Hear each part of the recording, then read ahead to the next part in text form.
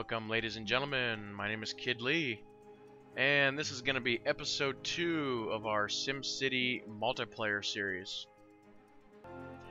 Here in this episode, we're going to take a look and see how we've been progressing through the game, and I also plan to show some of the features that are actually featured in the multiplayer here in this game. Now, unfortunately, Jalen couldn't make it for this episode, so I'll just be doing this one solo. Now, the first video, when that one was shot, it's when the servers in the game was still having a lot of issues. So we actually had to end up scrapping that and completely starting over from scratch. We basically picked the same, plots of land, and we put our cities in the same position. So we're pretty much going to pick up from where we left off there. We're going to take a look at my cities here. I've got 3 started. I've got Toad Pond, New Avalon, and Raiders Roost.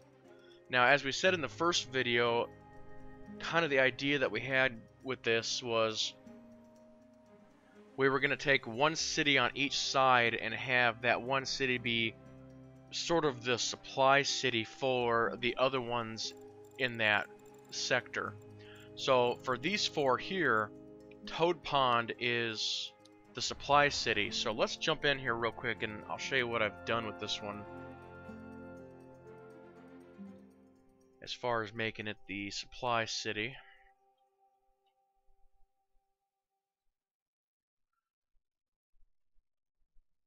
So we're loading.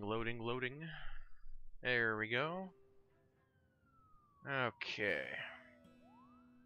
So basically, this one city handles all of the water, power, sewage, garbage, and recycling for this town and the other 3. So basically what I've done here is I've got 2 coal plants, and if we bring up the power meter here, these 2 are putting out 600 megawatts, which at the moment is enough to supply those 4 cities. And as you can see, I still have 430 access on that. Now if we shut that down and move over a little bit, I've actually got 2 water facilities, and they're tied in with the sewage. You basically put them side by side here to keep the groundwater going. So as far as water right now, we've got almost 1,000 access of water, and sewage is sitting at about 200 on that. And then here's the big garbage dump I've got going. And so this area right here, again, is able to cover all 4 cities.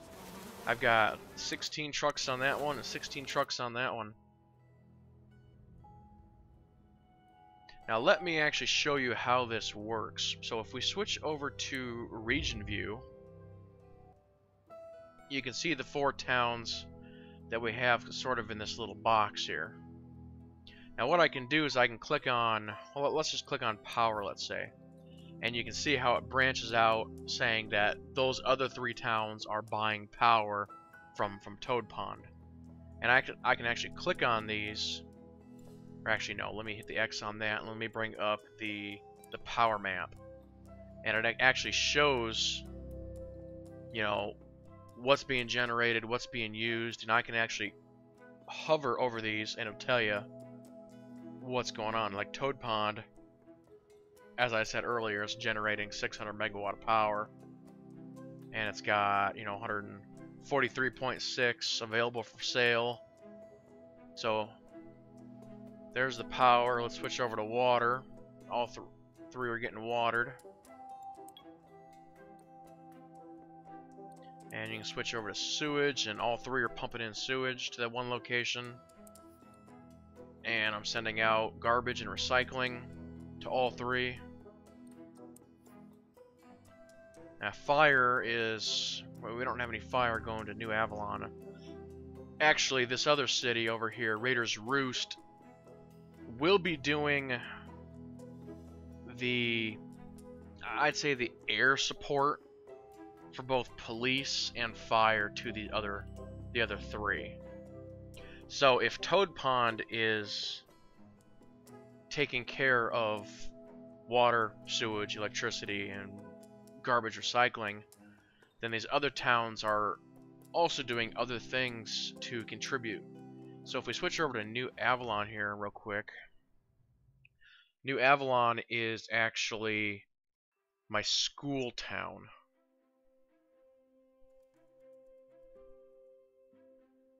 If we get her loading here. Alright, here we go.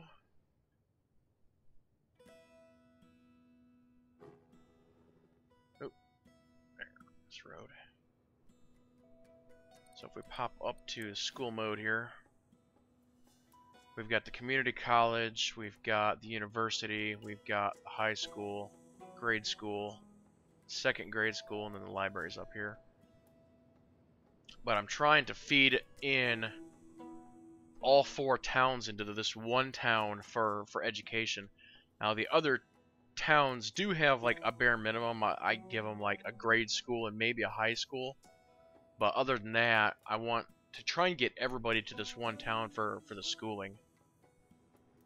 Now in the university here, we have done some of the research projects. We've done the solar array. We've done the vertical turbine. We did the clean coal, which the other town is using. Now this town is actually making alloys as well, because at the moment we have not started on any of the great works. That's something that we're still trying to work on. Because for the great works, if we switch over to that real quick, you know, the great works all require a lot of resources and money. You know, like the international airport's $1 million, and then 200 tons of metal and a bunch of crude oil and alloy. So we're just now starting to get into gathering the resources for one of these.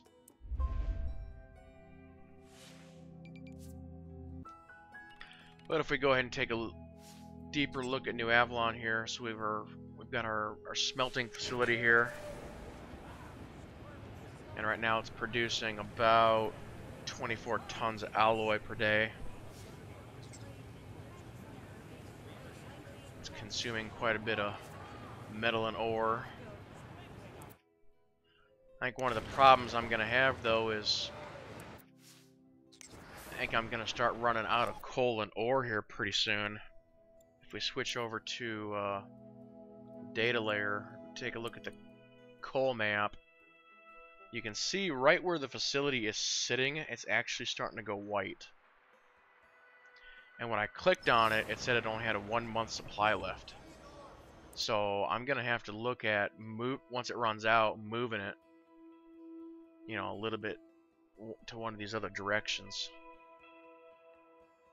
And this one is kind of sitting in the same boat where the facility is. It's white, but around it there's still plenty.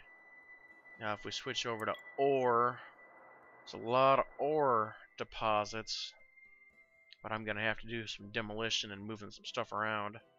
Because again, here's the ore mine, and directly underneath it, it's starting to go white.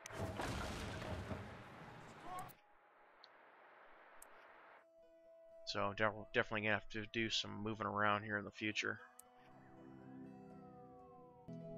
Now with all the schools being in this town is doing pretty good on its high tech. Basically all the bottom side here is all high tech industrial. And we can kind of zoom in here real close and you can see all the buildings are kind of fancy and high tech looking, except for the hospital.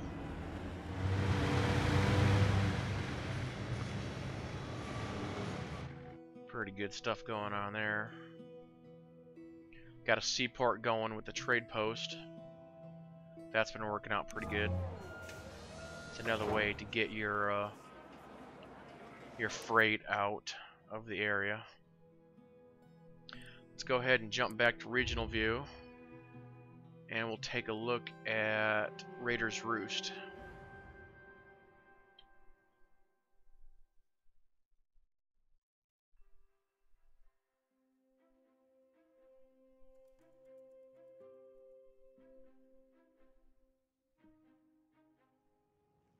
Now, Raider's Roost, what I'm trying to do with this one is I'm trying to turn this into my sort of tourism city, or the city to go for lots of shopping or the big events. You know, got the Pro Stadium, got the Expo Center, got a little global theater, and of all my towns, this one's actually doing the best. I was actually kind of surprised that this one is making more money than the other ones, especially if I start running like an event. Like if I go to the Pro Stadium here and oop, that's the edit mode. Click the wrong button. Actually, let's go to the Expo Center. It's maybe a better. So if I do a schedule event, you actually have a selection of events to choose from. You know, motocross or sports or a rock concert, and it gives you somewhat of an idea of what your maximum profit can be, and that's definitely a good way of getting money. As far as tourism, let me switch over to the city specialization. We'll go culture, and I'm making about about 33K a day. Just over 4,000 tourists. If we click on this thing, this is a Dutch windmill, one of my little tourist attractions, and it says that this thing's making 33K a day. But because of all the big events that I do in this town, a lot of the commercial areas are all motels, as you can see all the signs on these things. Some of them are just regular buildings. Now, because of all the tourism, I've got an airport here, and because of that, with the police station and the fire station, I'm able to get the helicopters out of those.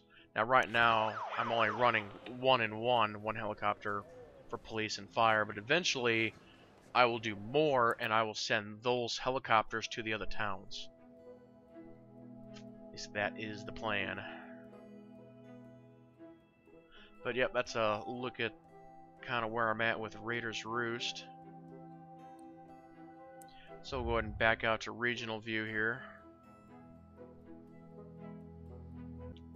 Now we could take a look at Jalen's towns, but I actually have no idea what he's been doing with them, so I think we'll just try and save that for the next episode. But that's pretty much what we've been working on. Like I said, we're still trying to work, you know, get in the process of working on the Great Work sites, but we're just still trying to get these towns going. Like I said, I've got my 3 going pretty good. I've still got 1 more to go at least, and we still have the entire like bottom half of the map, which we haven't even touched. But I think I'll go ahead and end episode 2 right there. So stay tuned for episode 3, and hopefully we'll have some good stuff going for that. So everybody stay tuned, keep watching, and have fun.